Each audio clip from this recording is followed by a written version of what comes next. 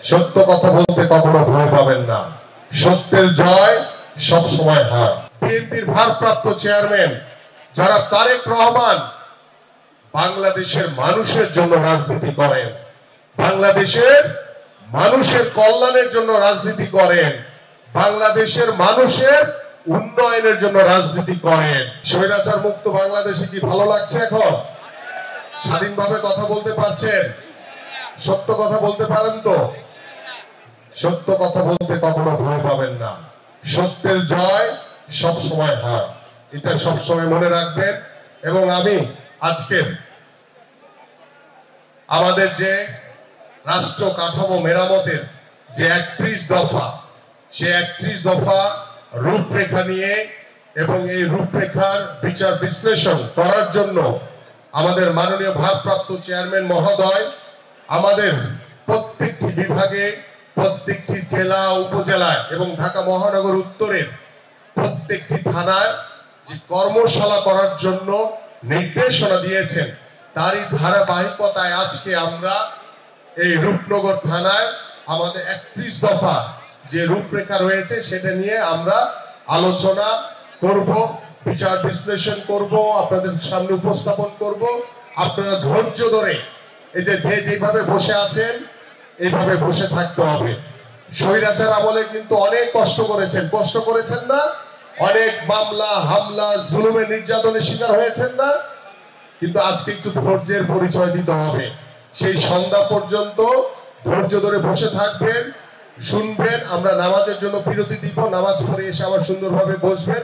আমরা আমাদের যে 31 দফার যে বিষয়গুলো নিয়ে সেগুলো বিশদভাবে আপনাদের সামনে আমি কথা বলবো। আমাদের যে বিশেষ অতিথি রয়েছেন, যিনি এটার রূপকারদের একজন, সেই ডক্টর মাহাদি আমিন, তিনিও আপনাদের সামনে সুন্দরভাবে ব্যাখ্যা করবেন। এবং আমাদের মহানগরের যুগ্ম আহ্বায়ক বৃন্দ, আমাদের অঙ্গ এবং সহযোগী সংগঠনের নেতৃবৃন্দ, তারাও আপনাদের সামনে কথা বলবেন। তো আমরা সকলেই ধৈর্যের পরিচয় দেব ইনশাআল্লাহ। উপস্থিত নেতৃবৃন্দ, আজকে স্বাধীন বাংলাদেশে, স্বৈরাচার মুক্ত বাংলাদেশে আমরা সব সময় যে স্বপ্ন দেখেছি, যে প্রত্যাশা করেছি, যে বাংলাদেশের মানুষ গত স্বাধীনতার 53 বছর পরেও এসেও তারা পরিপূর্ণভাবে স্বাধীন হয়নি। বাংলাদেশে পরিপূর্ণভাবে গণতন্ত্র প্রতিষ্ঠিত হয়নি।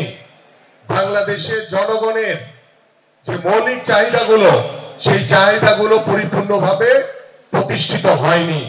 বাংলাদেশের মানুষের যে অর্থনৈতিক যে একটি সুব্যবস্থা বা একটি স্থিতিশীল অবস্থা রাখা দরকার, সেই জায়গাটি এখন পর্যন্ত প্রতিষ্ঠিত হয়নি।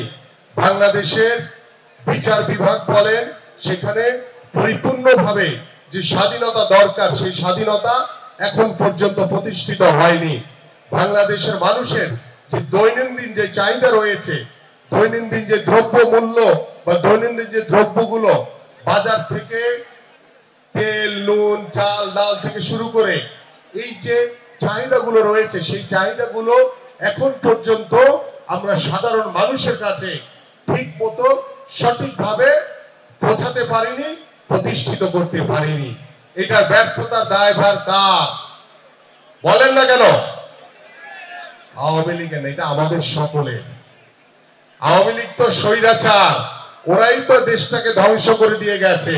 এখন আমাদের দায়িত্ব হচ্ছে এটাকে পুনর্গঠন করা, এটাকে পুনর্গঠন করা। কারণ বিএনপির ভারপ্রাপ্ত চেয়ারম্যান যারা তারেক রহমান বাংলাদেশের মানুষের জন্য রাজনীতি করেন, বাংলাদেশের মানুষের কল্যাণের জন্য রাজনীতি করেন, বাংলাদেশের মানুষের উন্নয়নের জন্য রাজনীতি করেন।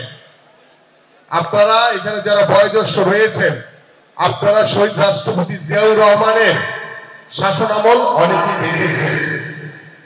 যখন 1971 সালে মহান স্বাধীনতা যুদ্ধে শহীদ রাষ্ট্রপতি জিয়াউর রহমান স্বাধীনতার ঘোষণার মাধ্যমে বাংলাদেশের আপামর সাধারণ মানুষ যখন যুদ্ধে ঝাঁপিয়ে পড়েছিল এবং তিনি নিজেও রণাঙ্গনের একজন যোদ্ধা হিসেবে দীর্ঘ 9 মাস স্বাধীনতা যুদ্ধে অংশগ্রহণ করে বাংলাদেশকে স্বাধীন করেছিলেন।